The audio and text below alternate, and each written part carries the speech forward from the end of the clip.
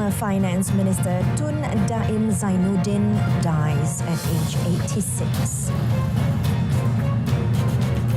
UNRWA warns imminent famine in northern Gaza.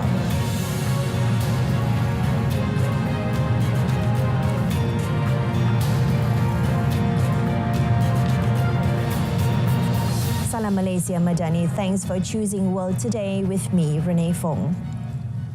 Former Finance Minister Tun Daim Zainuddin has died at the age of 86 this morning. He passed away while receiving treatment in a private hospital. His death was confirmed by his lawyer, Datuk Gurdel Singh Nijjar. And according to him, Tun Daim was admitted to hospital 2 weeks ago. His remains is expected to be buried after Asar prayer. Tun Daim, the businessman turned politician, served as finance minister between 1984 to 1991 and later between 1999 to 2001. Tun Daim, whose real name is Abdul Daim Zainuddin, was known to have played a pivotal role in steering Malaysia through several economic challenges, including the 1997 Asian financial crisis. UNRWA on Tuesday warned that famine is imminent in northern Gaza and may be already happening. And Louise Wateridge, Senior Emergency Officer for UNRWA in Gaza, told a Geneva press briefing that the amount of aid trucks into the strip had fallen in October and that no food was allowed to enter northern Gaza for an entire month. For more than a month, Israeli forces have been pushing deeper into North Gaza, surrounding hospitals and shelters and creating fresh waves of displacement into an operation they say is designed to prevent Hamas fighters regrouping there. The United States told its ally Israel in a letter on 13th October that it must take steps to improve the aid situation in war-ravaged Gaza within 30 days. If not, it could face potential restrictions on U.S. military aid. Wateridge also grimly said that anything that happens now is already too late, as thousands and thousands of people have been killed senselessly. Anything that happens now is already too late. Thousands and thousands and thousands of people have been killed senselessly. They have been killed because there is lack of aid, because the bombs have continued, and because we have not been able to even reach them under the rubble.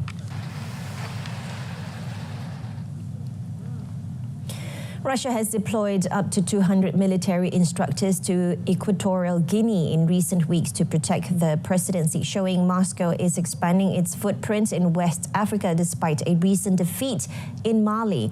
On a visit to Moscow in September, Guinean President Teodoro Obiang Nguema Mbasogo thanked Russian President Vladimir Putin for sending instructors to strengthen Equatorial Guinea's defenses. The Russians were training elite guards in the two main cities of the tiny oil-exporting country of 1.7 million people, where United States energy firms invested billions of dollars in the first decade of the century before scaling down.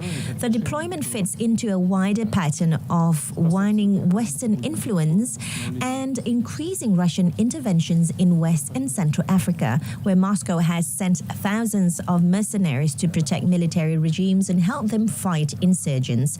For Russia, the assignments are a way to make money from government fees and economic opportunities in mining or energy, while defying the West as part of a global geopolitical confrontation playing out most dramatically in Ukraine.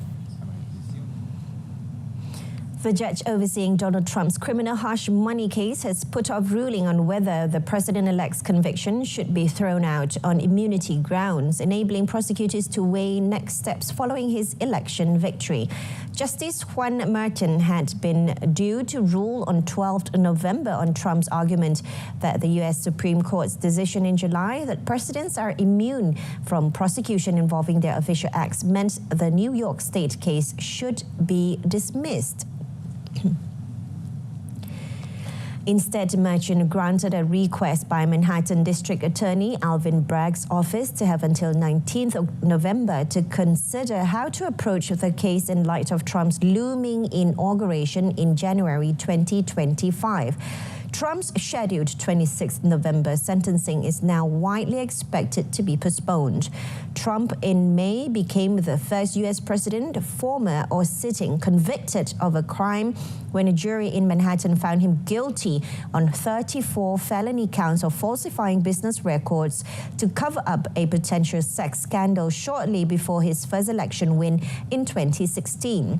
Trump, who pleaded not guilty, has vowed to appeal the verdict after sentencing. Donald Trump announced Tuesday that the world's richest man, Elon Musk, will lead a new U.S. government efficiency group tasked with cutting federal waste, as the Republican president-elect added a series of seasoned figures and hardliners to his incoming administration. Trump said Musk and another stalwart airline businessman, Vivek Ramaswamy, would lead a Department of Government Efficiency. President-elect Trump said the department will provide advice and guidance from outside of government. Trump said in a statement that Musk and Ramaswamy will pave the way for my administration to dismantle government bureaucracy, slash access regulations, cut wasteful expenditures, and restructure federal agencies. Trump, 78, is set to make a triumphant return to Washington on Wednesday, meeting President Joe Biden in the Oval Office. He may also visit the U.S. Capitol, where his party has won a narrow majority in the Senate and is poised to retain control of the House of Representatives. With just over 2 months until he takes office, Trump is moving quickly to consolidate an extraordinary comeback. United States President-elect Donald Trump said on Tuesday he had picked John Ratcliffe, a close ally who was Director of National Intelligence at the end of his first term, to serve as Director of the Central Intelligence Agency. Ratcliffe served as the nation's top spy from late May 2020 until Trump left office in January 2021. More recently, he was co-chair of the Center for American Security, a think tank advocating Trump positions, and advised the former Republican president on national security policy during his 2024 campaign. It was the second time Trump nominated Ratcliffe for the post. He was the most junior member of the House Intelligence Committee, with just 6 months on the panel when Trump first said he wanted to appoint him in July 2019. Trump quickly abandoned Ratcliffe's first nomination when members of Congress worried he was too inexperienced and too partisan. But Republicans supported Ratcliffe when Trump picked him again, saying the office of DNI was too important to be filled with only acting officials. Ratcliffe had represented a Texas congressional district since 2015 and served on the House Intelligence and Judiciary Committees. United States President-elect Donald Trump on Tuesday nominated South Dakota Governor Kristi Noem to serve as the next Homeland Security Secretary, choosing a staunch ally who has little experience on the national security stage. Noem, once seen as a possible running mate for fellow Republican Trump, is currently serving her second 4-year term as governor after a landslide re-election victory in 2022. The 260,000-person U.S. Department of Homeland Security has a sprawling mission that includes border security, countering terrorist threats, and cybersecurity. Trump focused intensely on border security during his campaign to recapture the White House, sharply criticizing high levels of illegal immigration under Democratic President Joe Biden and Vice President Kamala Harris. Noan made several trips in recent years to the U.S.-Mexico border, which she called a war zone in January. As governor of South Dakota, which is closer to Canada than Mexico, Noem deployed dozens of National Guard troops to assist the Republican-led state of Texas with border security in recent years, including one controversial deployment in 2021 funded by a Republican billionaire.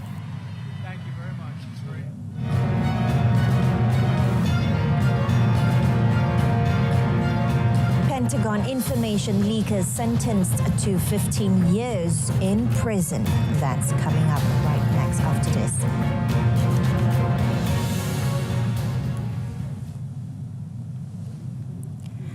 Massachusetts Air National Guard member Jack Teixeira was sentenced on Tuesday to 15 years in prison for leaking online highly classified military documents, including records related to Russia's war in Ukraine.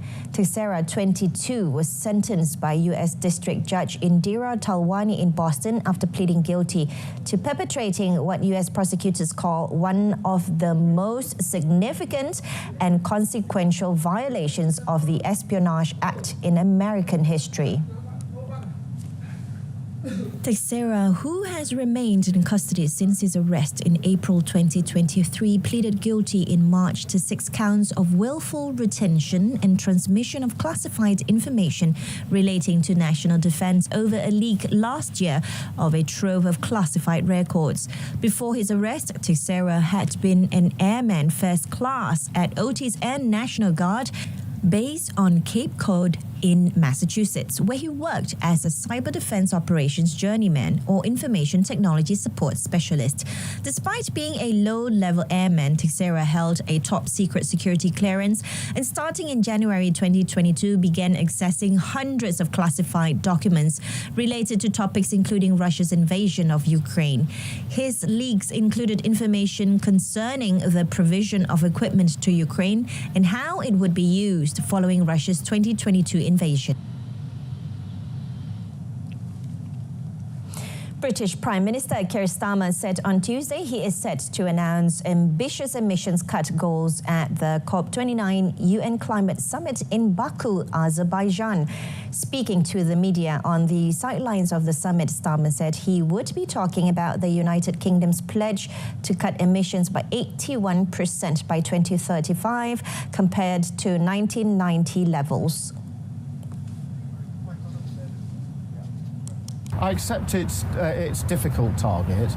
It's an achievable target, but it's not about telling people how to live their lives. I'm not interested in that. I am interested in making sure that their energy bills are stable, that we've got energy independence, and that we also, along the way, pick up the next generation of jobs, which will be measured across the United Kingdom, good, well-paid jobs in every community. I'm very interested in that.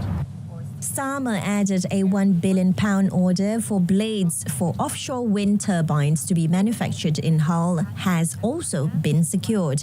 Earlier, Starmer attended and delivered remarks at a high-level event hosted by the Climate Investment Fund's SAHIH. World leaders are speaking at the U.S. Climate Summit in Baku on Tuesday, where United Nations Secretary General Antonio Guterres has told them to pay up to prevent climate-led humanitarian disasters. Workers at German car makers and engineering companies will receive a 5.5% wage increase over 25 months under a pilot deal struck with employers. The country's largest industrial union on Tuesday said the agreement, hammered out after a marathon 18 hours of tough negotiations, is set to cover some 3.9 million employees at the companies.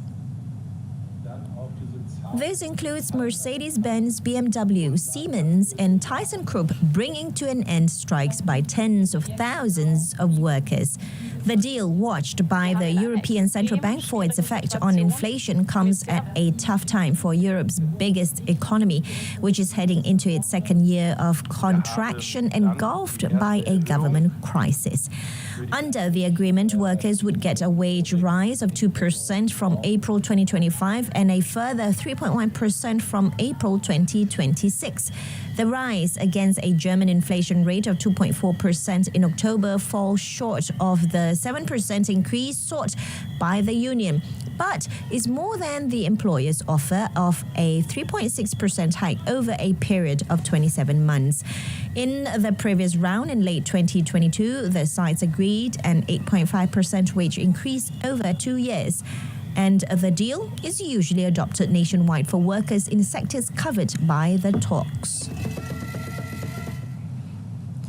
Germany is set to hold fresh elections on February 23rd, 11 weeks after the collapse of Chancellor Olaf Scholz's governing coalition, with sources on Tuesday saying he could ask Parliament to vote him out of office on 16th December. Inflation, Russia's invasion of Ukraine, intensifying competition from China, and US President-elect Donald Trump's return have combined to create a perfect storm for Germany. The date is a compromise between the Conservative opposition, who wanted a vote in January for fear of leaving Germany rudderless at a time of economic and diplomatic crisis, and Scholz, who wanted a mid-March election to give authorities and parties more time to prepare. A government with a clear majority would be better able to broach topics like Germany's debt brake, blamed by many economists for the country's low investment rate, or to make money available for strategic industries.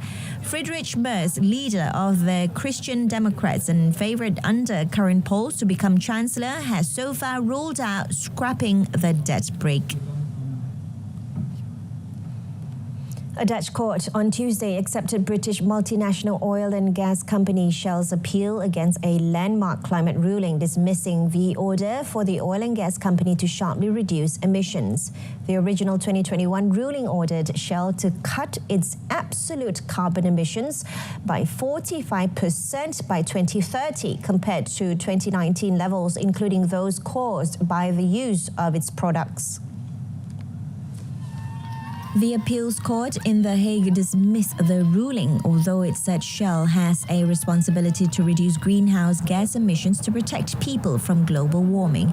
It said Shell was already on its way to meet required targets for its own emissions, and it was unclear if demands to also reduce emissions caused by the use of its products would help the fight against climate change. Shell Chief Executive Officer Wael Sawan welcomed the decision, saying Shell believed it was the right one for the global energy transition, the Netherlands and the company. Shell shares traded down 0.2% in Amsterdam early on Tuesday, broadly in line with the wider index. The ruling coincides with the COP29 UN Climate Summit in Baku, Azerbaijan, where building on a decision at last year's talks to transition away from fossil fuels is set to be debated.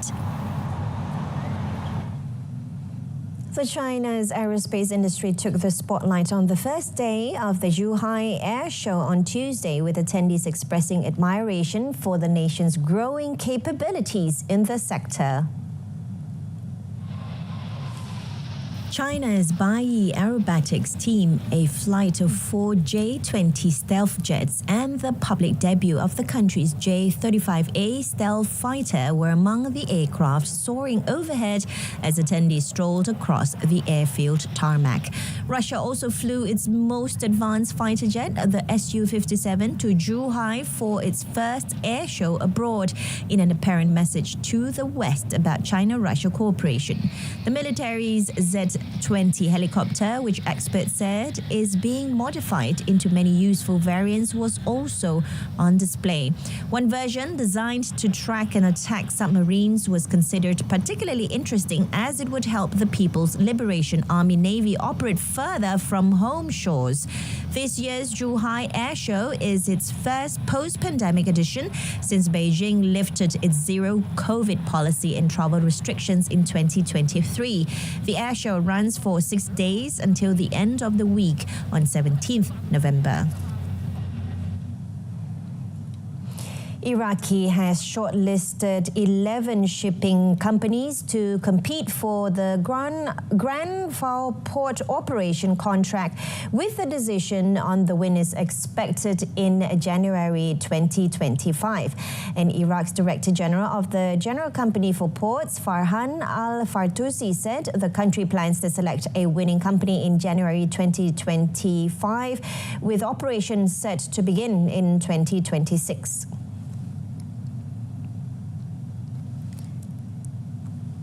The shortlisted companies include China Merchants Port Group Co., Taiwanese container shipping line Evergreen, French shipping group CMA CGM, Mediterranean Shipping Company, India's Adani, Philippines' headquartered International Container Terminal Services, China's COSCO, and United Arab Emirates-based ABM Global Shipping LLC.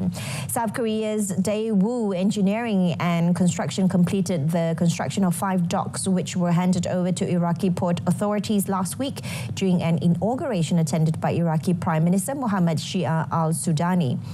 Port is expected to operate in maximum capacity to receive 3.5 million containers in 2028. The Grand Port is part of several projects aimed at creating a shorter transportation corridor between the Middle East and Europe, bypassing the Suez Canal.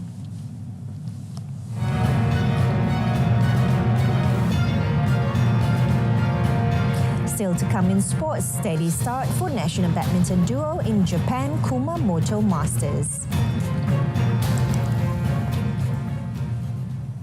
Kicking off our sports segment this afternoon, Harimau Malaya defender Harith Haikal has urged his teammates to treat the matches against Laos and India as a platform to rise again following their defeat to New Zealand last month. Harith, who made his debut in the senior squad against New Zealand, is confident that the ongoing preparations and trainings will provide good results. Saya rasa sentiasa ada, tapi itu saya perlu tunjukkan di atas padang dengan sesi latihan dan semuanya. Bagi saya, kalau diberikan peluang, insyaAllah saya akan berikan yang terbaik sentiasa. Of course lah, kalau diberikan peluang dapat pair dengan Dion pula, Alhamdulillah, saya rasa pengalaman yang satu lagi ditambah baik. Tetapi bagi saya pernah dah dengan Dion, walaupun tak pernah main bersama, tapi training pernah dah dalam camp sebelum ni. Bagi saya dia seorang pemain yang sangat bagus, berkualiti, leadership dia sangat bagus. Harith was met at the KLIA before departing for Bangkok for a match against Laos on 14th November. After that, Harimau Malaya is scheduled to face off against India in Hyderabad on 18th November.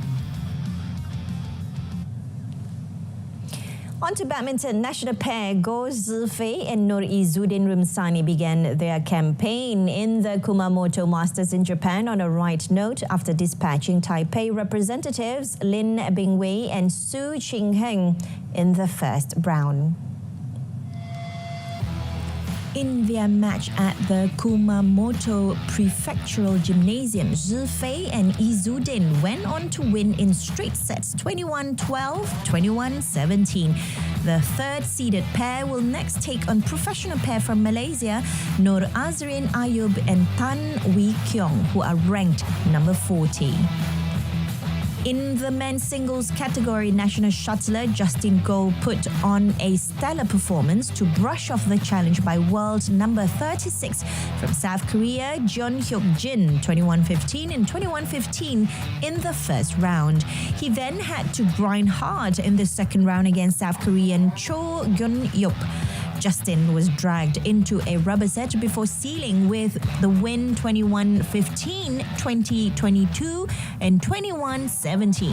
He is set to take on Li Zijia in the next round.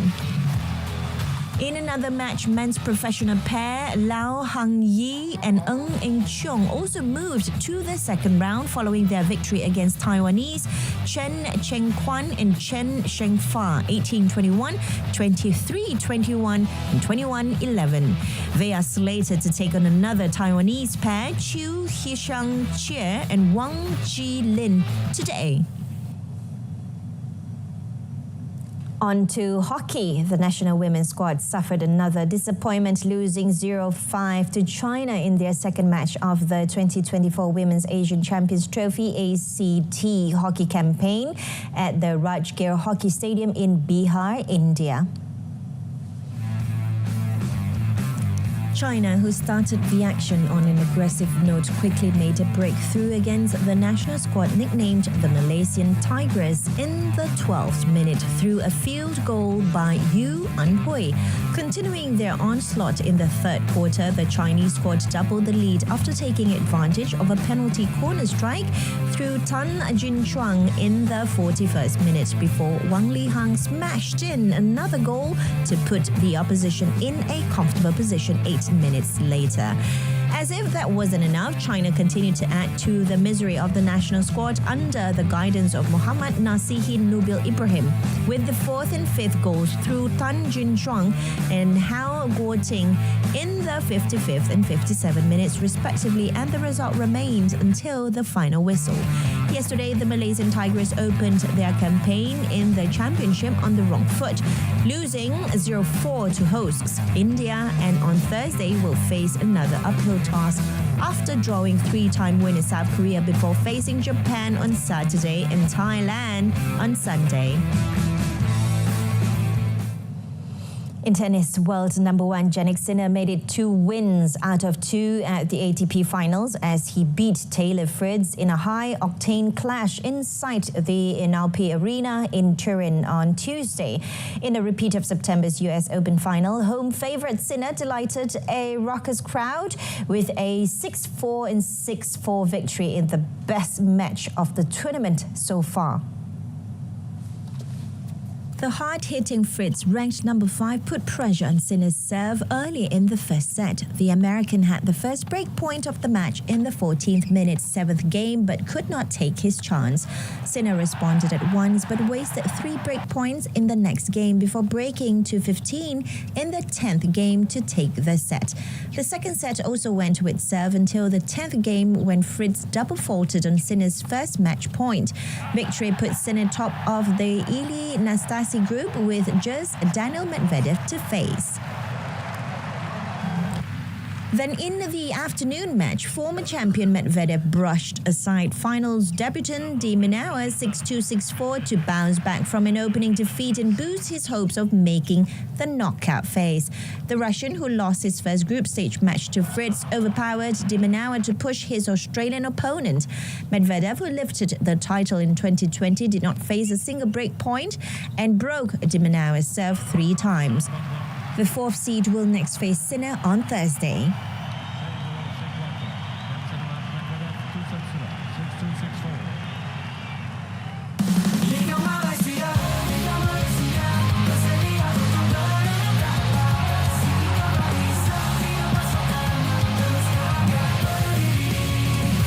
Melaksanakan misi mempertahan maruah, mencipta secara setia perkembangan takkan jenta dengan asalkan membuat peluang terus tegakkan satu perjuangan, satu suara akan yang direncana di dada dalam memburu takkan keraguan kekuatan bicara sebenarnya sampai kenangan.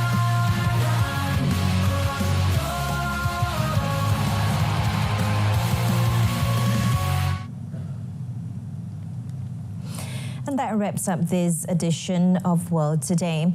In our top story, former Finance Minister Tun Daim Zainuddin dies at age 86. I'm Renee Fong, Malaysia Madani. From the river to the sea, Palestine will be free. Thanks for watching and have a pleasant afternoon.